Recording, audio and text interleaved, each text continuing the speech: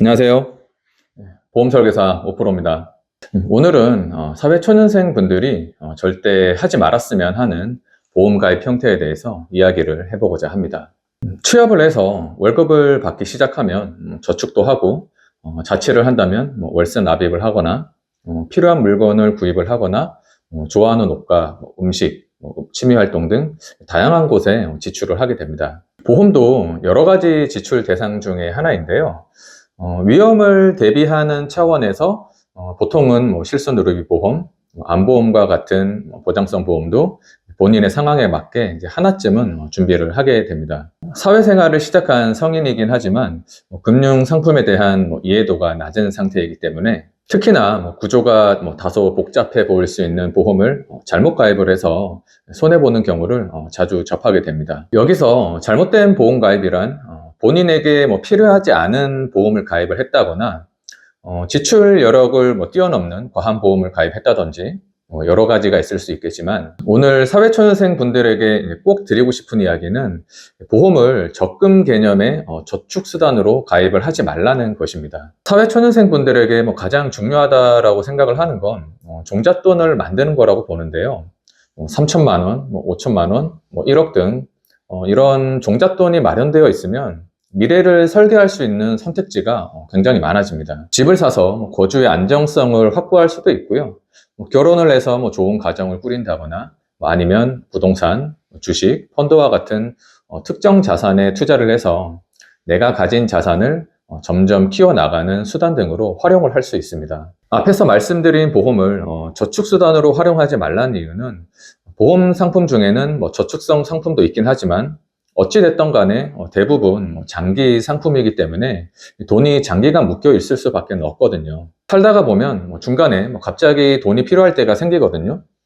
보유하고 있는 돈에서 해결이 가능한 거면 상관이 없겠지만 조금이라도 돈을 더 확보해야 하는 상황이라면 유지 중인 보험을 해지할 수밖에 없겠죠. 차라리 저축성 보험 상품으로 가입을 하신 분이라면 그나마 유지 기간이 짧다 하더라도 해지환급금이 이제 어느 정도 발생을 하겠지만, 가장 최악의 경우는 종신보험이나 아니면 특정 보장성 보험 상품을 저축 개념으로 해서 가입하신 분들은 손해가 더 클 수밖에 없습니다. 여러 사례가 있겠지만 하나 기억나는 사례를 설명드리면, 아마 한 5, 6년 전인 2019년도 아니면 2010년도였을 거예요. 그때 무해지 종신보험이라고 해서 약간 붐이 불었던 때가 있었는데요. 보장성 보험인 종신보험이지만 10년 납으로 가입했을 때에는 납입이 끝난 10년 뒤에 해지환급률이 110에서 한 120% 사이였고, 20년 납으로 했을 땐 납입이 끝난 20년 뒤에는 한 130에서 한 140% 정도의 해지환급률이 발생하는 상품이었습니다. 그런데 여기서 중요한 건 무해지 환급형 상품이었기 때문에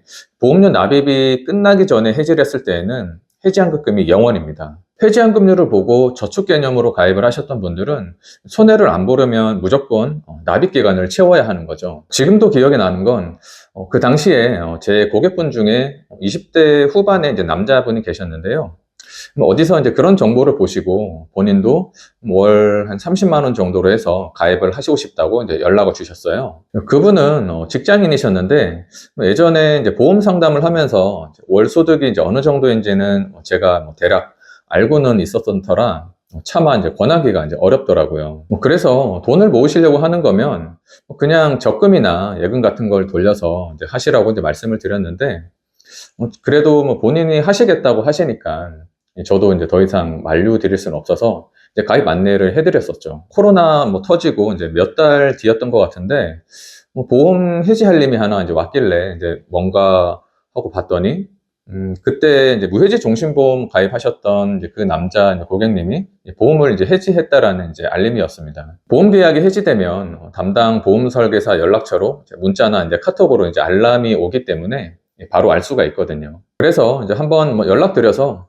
자초지정을 이제 들어보니까 집안에 사정이 있으시더라고요. 도저히 유지를 하시기가 이제 어려울 것 같아서 해지를 하셨다는데, 해지 환급금도 없고 하니까 그때 좀 더 강하게 이제 말렸어야 하나 이런 생각도 좀 들었고요. 속으로 좀 많이 좀 안타까웠습니다. 이거 말고도 여러 사례가 있긴 하지만 이런 경우를 좀 봤을 때 사회 초년생 분들께서 돈을 모아야 한다면 보험은 그냥 보장성 보험의 준비 수단으로만 좀 활용을 하셨으면 좋겠고요. 은행의 적금이나 예금 등을 통해서 돈을 모아 가시는 걸 추천드립니다.